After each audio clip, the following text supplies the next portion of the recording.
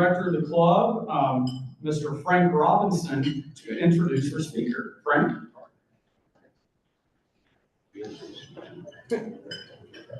Well, thank you. It is my pleasure to introduce a dear friend of mine, Dr. Theotis Robinson. Just a little bit, can you hear me now? yeah. I saw.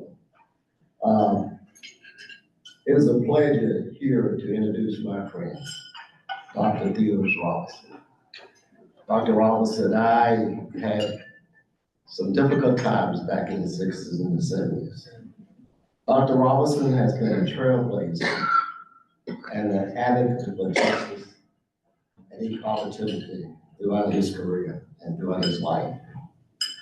His journey began as a high school student when he became a plaintiff in a lawsuit to desegregate Knoxville school system. During the settings in the 60s, Dr. Robinson applied for membership at the University of Tennessee.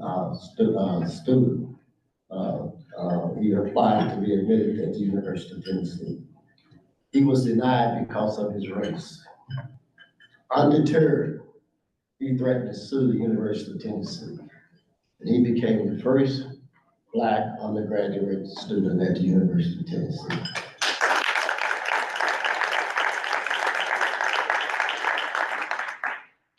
Theotis has received many awards and accolades, and he asked me why. Theotis is an able scholar.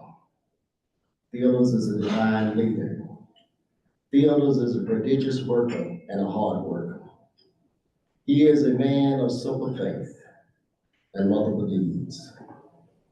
When time came for someone to step up and champion justice, Theotis said, "Here I am." Theotis' journey remains one of the most important journeys in the history of Knoxville, Tennessee. And his journey reminds me of the words of the poet who said, "Must I be carried to the skies on a bed of roses, while others fight for justice and equality?" Theotis said, "No, I will fight. I must fight." So he said, "Increase my courage, God, that I can bear the pain," and the pain back then was terrible. "That I can bear the pain, supported by your word." I present you to the American icon, Theotis Robinson.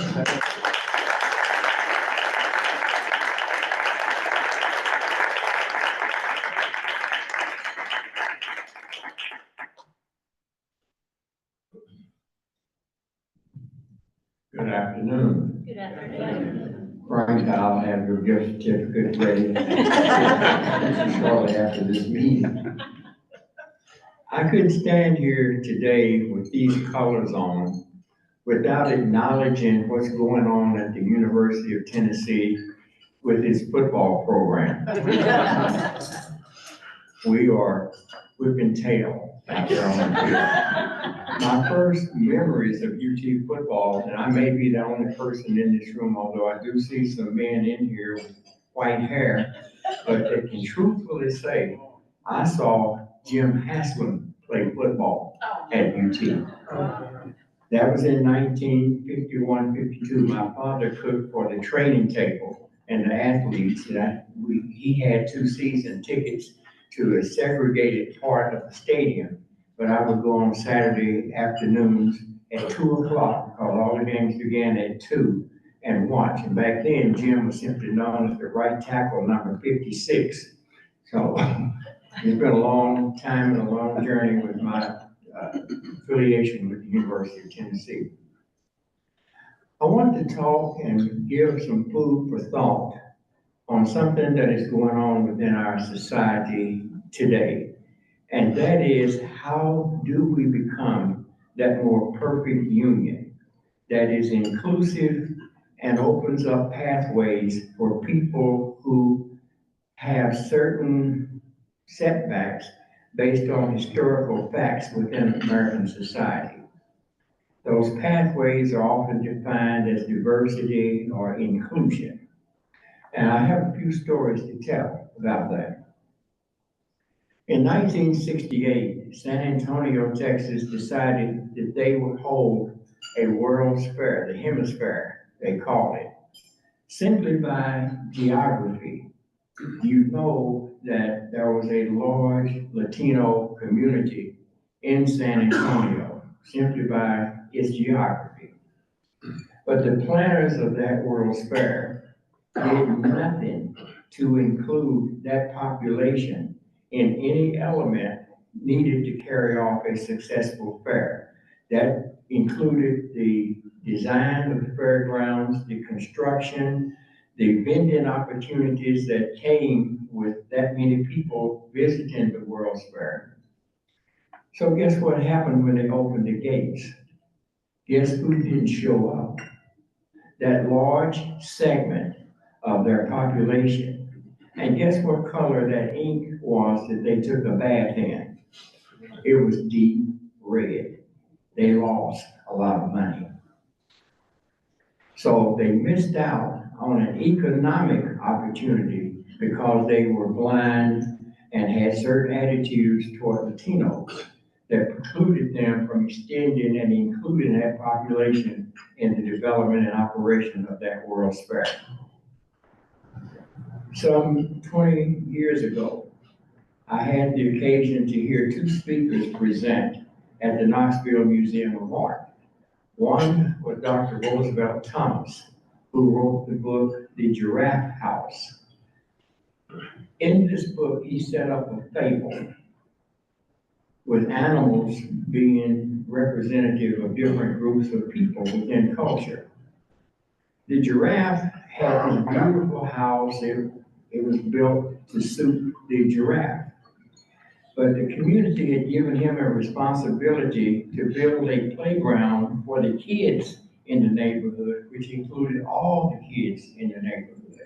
So he was pondering, looking out the window one day, wondering how he was going to find the workforce to be able to do what the community had charged him with doing, when he noticed this elephant walking by.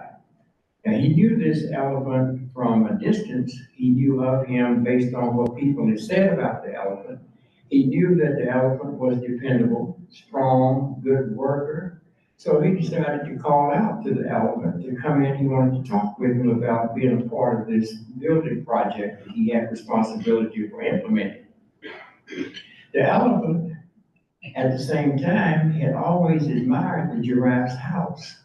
It was a beautiful structure from the outside, and he really had always wanted to see it on the inside. So he accepted the invitation and went and started into the house.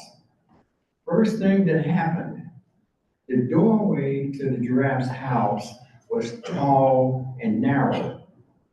The elephant had a lot of bulk, and the first thing that happened, he got jammed in the doorway. Couldn't move forward, couldn't back up. And finally, he just took a lunge forward. He took out the entire door frame, just collapsed it. And the giraffe said, "Oh my goodness, elephant, look what you've done to my home."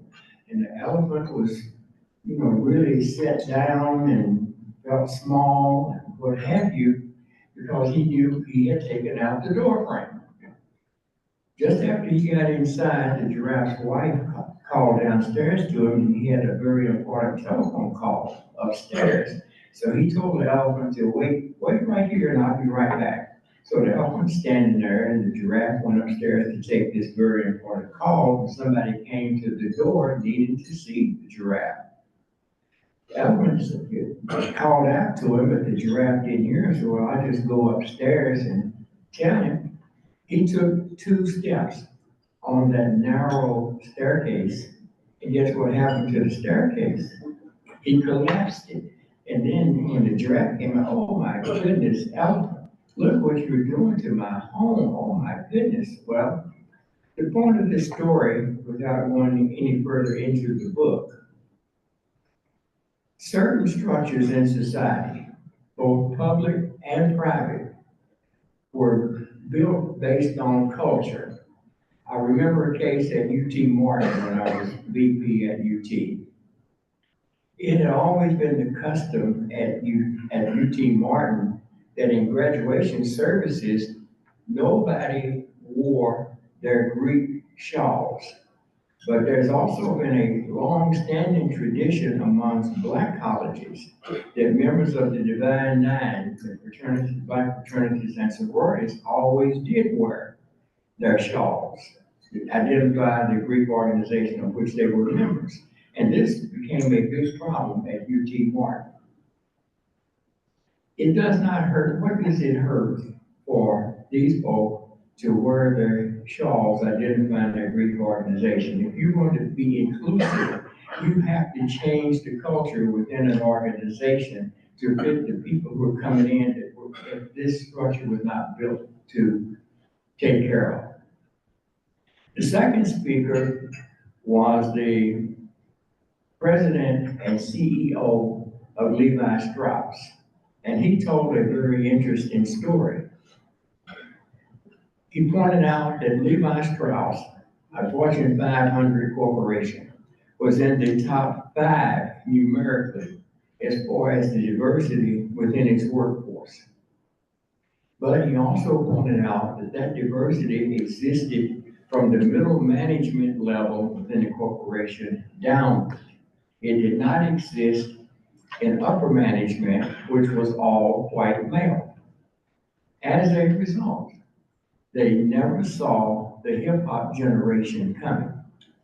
And they stood on the sidelines and watched Tommy Hilfiger eat their lunch. They lost market share, which even to today, they have not regained because they were blind to the changes that were going on within the marketplace. So diversity in leadership in that case was not about that quote doing the right thing. It was about the financial bottom line of that organization.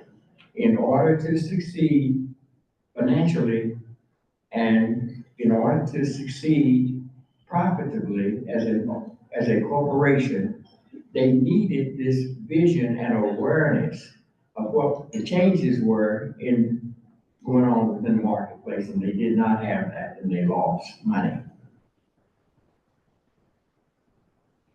In 1982, Knoxville hosted a World's Fair, and I was involved with that. I ended up being the Vice President for Economic Development for the 1982 World's Fair. And I had the opportunity to write the policy for inclusion, which I did. We had participation from what they call minority communities, all the way from the design. We found an architectural firm, a black-owned architectural firm in Nashville that designed 2 buildings. We put together a joint venture between 2 black contractors to build 2 pavilions. We found a couple of other contractors that built the restrooms and sidewalks. We had this kind of inclusion. And I remember very distinctly one morning, the World's Fair had contracted with this very prominent advertising agency out of New York. They handled major accounts, airline accounts, beverage industry accounts like Coca-Cola, for example. And they developed 2 ads to run within our marketplace. We defined the marketplace for Knoxville and the World's Fair as a 400-mile radius of here. That's the distance in which people can travel in an easy day's drive to get here. Don't have to stop on the way and spend another night somewhere on the road to get here. You can get here to Knoxville in 8 hours within a 400-mile radius. Well, within that radius live tens of millions of African Americans. And they showed their commercials, which they plan to air in Atlanta, Charlotte, Washington, D.C., Birmingham, Alabama, Louisville, Kentucky, Memphis, Tennessee. Both commercials were family oriented. It was a white couple with 2 white kids on their way to the 1982 World's Fair. And it was well received by all of the VPs and the president of the fair. But I raised my hand, where is the black family? He said, oh, we didn't think about that. So they went back and did another ad that included this part of the marketplace from which we wanted to draw. And those also aired. Well, the 1982 World's Fair, there's still money in the trust account from the fair. We made money.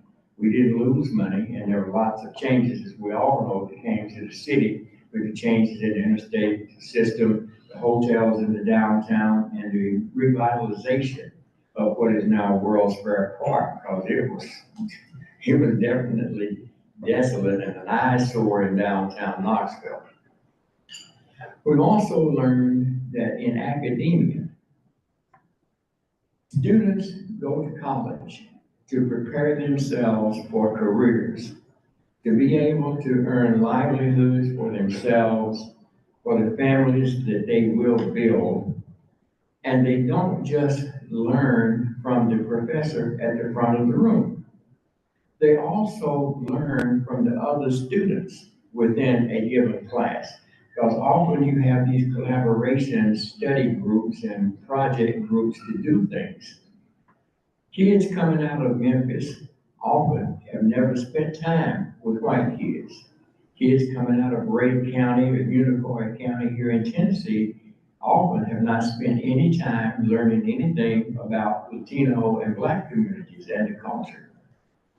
Most likely, people coming to the university, particularly from rural areas, end up going other places. They really are there to prepare to be involved in a global marketplace because the world has shrank when it comes down to economies. The value added to the college experience for kids, learning in an environment that is diverse, where they can also learn from their fellow students and learn certain things as far as the culture, is important for them to advance in their careers and in their lives. So, the national motto for the United States is E pluribus unum, out of many, one. That's what we need to become. Some of us can make that transition much more easily than others. Italians coming to this country back at the turn of the 20th century faced severe discrimination. The Irish also faced that kind of discrimination. There were signs posted, no dogs and no Irish allowed. But that demographic could more easily go through that melting pot and not be identified as the other because of skin color. That's not true for Latinos and African Americans. And diversity adds to the enrichment of whatever organization it happens to be. There was a time when the Rotary Club was all male, did not include women. I look around the room now and I see several women in here. And I think everybody would agree that it is added to the culture of the club to be more inclusive. So there is a benefit. It's not just about doing the right thing. It's about doing those things that enrich an organization, that prepare people to open up those roads of opportunity for both. It really is all about making more real the American dream, where people can move forward in their lives, in their careers, and be successful. As I said, some of us are disadvantaged from the beginning. Lyndon Johnson, in a commencement address at Howard University, talked about this. He pointed out that you cannot expect in a race that one participant in that race comes in with shorts on and spiked shoes to run, and another contestant comes in dressed in overalls and lead boots, and then expect them to compete fairly. Those pathways, it has to be understood that it enriches everybody to open up those opportunities for those who have been historically disadvantaged, because it works to the benefit of everybody. It is not a zero-sum game that if some group is getting some greater access somebody else is losing. It's about expanding that pie from which those slices are taken. And so I think that this is something that we all should think about, because we hear this constantly in our society today. In the United States, we hear it all the time, that finding ways to help folks get through the system to be able to obtain business opportunities, educational opportunities, whatever it happens to be. When I first ran for the Knoxville City Council, there was a change in how we elected city council members and Knoxville Board of Education members. They previously all run at large. And while black candidates could get through the primary, they could never win an election then citywide. And so that thing changed when they broke it up into districts. So that a district nominated its candidates, and those two candidates emerged from the primary, ran citywide, but only against each other.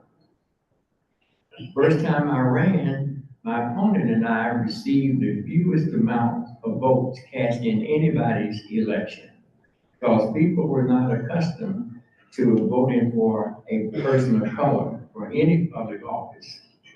But after serving 4 years and being able to establish something of a track record, hopefully, that was positive.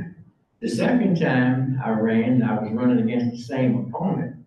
The vote total that he and I both received was the second highest number of votes cast in any district election, because people became more accustomed to being able to go in there and pull the lever next to the name of somebody of color. We make those kinds of cultural advances when we structure things in a way that it opens up those opportunities. When I speak, I always love to do Q&A so that there can be feedback and interchange between those who are listening to me and me up here. So at this point, what time do we have? What time is it? It's 12:40. 12:49. We have just a few minutes, but I'll be happy to take questions. As a professor at UT said, any questions, any comments, any rude remarks? Yes, ma'am. Just a comment, you're a fabulous speaker. Thank you so much. This is a great time to hear this. Yes. Questions? Yes, ma'am. Are you personally doing any work with spiritual leaders in the African American community? I feel like there's been so much development through religious instruction historically that, you know, some greatest leaders had a good relationship spiritually. Are you doing anything to help the African American spiritual community? Yes. One of the projects that I'm currently involved with, matter of fact, we will be meeting tomorrow, is a political education project to get people out to vote. Not that I'm counting, but it's 49 days from now before the election. I have every day marked on my calendar. I'm very politically oriented, with my first political memory dating back to listening to the election returns with my mother when Harry Truman defeated Thomas Dewey for the presidency in 1948. I was 6 years old at the time, and I've been following politics ever since then. So yes, that as well as also business engagement. I have a project now that we're trying to put together to establish a restaurant as part of the baseball stadium. Yes, ma'am. So I've noticed over the years, I've been in this country 47 years, and I've noticed over the years that every group of people protect their own. And so me from the Middle East and my people, we have a hard time not only getting through the quote unquote whites, but the minority Black community. How do you allow for us to enter when you face those same restrictions and we don't see a room for us to enter this minority groups? Like everybody, when they talk about minority, they think Black. but there's so many different minorities that are not Black. And how do we enter those kind of groups? Can you repeat the question for our virtual attendees? Oh, she asked, how do those who are from other communities other than Western Europe enter into the American mainstream and face the challenges that often aren't identified for those folks as opposed to people of color? I think that's the summation of her question.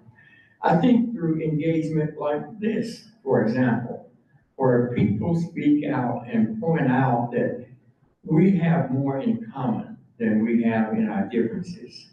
And everybody is looking for that opportunity, that we are more complete and whole as a society by embracing inclusion as opposed to holding on to exclusion, which has been a part of this nation's history. We have to continue to talk to each other. We have to talk outside our tribal groups to understand what it is that motivates people, why you feel the way you feel, what is there to gain by embracing inclusion within our society. It's always a work. It's like being saved on Sunday morning. You don't just get saved one time and don't have to continue to work at it. You have to continue to work at it constantly throughout your life. It's a life's work. Yes, sir. So my question, so when you were admitted to the University of Tennessee, that was a big deal. Did you imagine at the time that the trajectory that your life has taken would be what it has been when you were admitted as a student? And if not, at what point did you realize that your perseverance to gain admission would in fact set your life on a particular trajectory? I did not think about it in historical terms like that. And so many things that have happened in my life that I had in my hands that I didn't understand at the time the value. So I didn't hang on to those.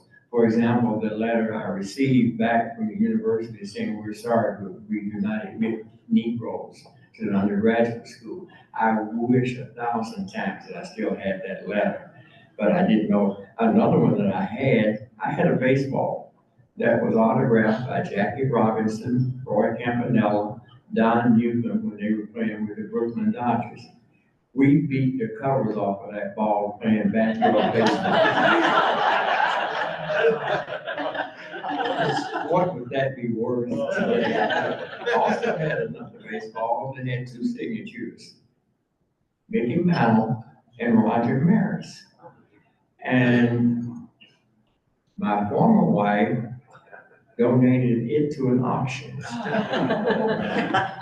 I didn't think in historical terms. Going along with his question, I mean, when you applied and got denied and then fought to be admitted, what was surrounding you to do that? I mean, did you have just family that was supporting you? Did you have like teachers? I mean, that was obviously a huge fight for you to take on as obviously An a young man. 18-year-old. Yes, yes. My parents, of course, were very supportive. We were together when we went over to talk with the two men who signed the letter of rejection for my original letter. And then we were together when we sat down with Dr. Andy Holt in his office. First time I'd ever been in an office that was wood panel. I'll never forget that. But I had a 5th grade teacher who taught how we were, Black folk, were a part of the United States. There was a song that we all learned, "We are Americans too." One of the lines said, "From Bunker Hill to the Rhine, we've been right there in line. We are Americans too."